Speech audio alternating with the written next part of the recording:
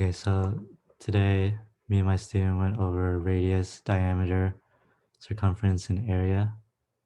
And so what the radius is it's the length from the center of the circle to the outside. So it would be from point B to point A, but it'd also be from point B to point C. And there's basically an infinite amount of radiuses. But then diameter is going to be this whole length. So it's going to be from A to C. And the equation for that is going to be 2r. So for example, if AB is 3, then diameter is going to be 6 because it's going to be 2 times 3. And then we also went over circumference, which is it's almost like the perimeter of the circle, but even though there's no sides.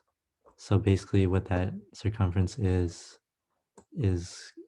2 pi r,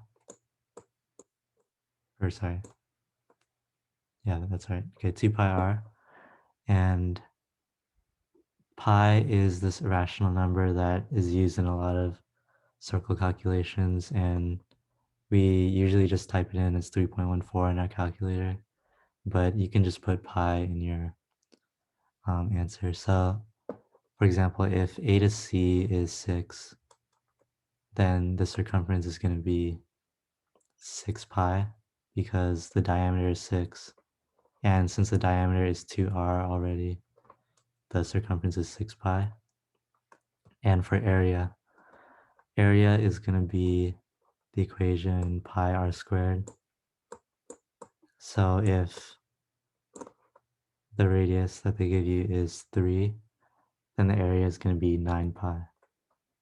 And so basically, what we went over was if you're given, for example, a radius of 3, then you could calculate the other ones by using the equation. So diameter would be 6, circumference would be 6 pi, and area would be 9 pi. And if you were to use units, this would be, so if it was 3 inches, this would be 6 inches, this would be 6 pi inches, and this would be 9 pi inches squared because it's area.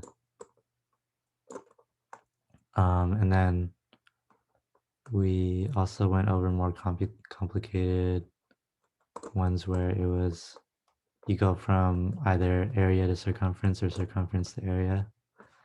So if they gave you circumference as 20 pi, you would go in reverse. So the diameter would be 20, radius would be 10, and area would be 100 pi. And you could also go in reverse the other way if you got maybe, you could also even do decimal. So if this was 0.16 pi, the radius would be 0.4, diameter would be 0.8, and circumference would be 0.8 pi.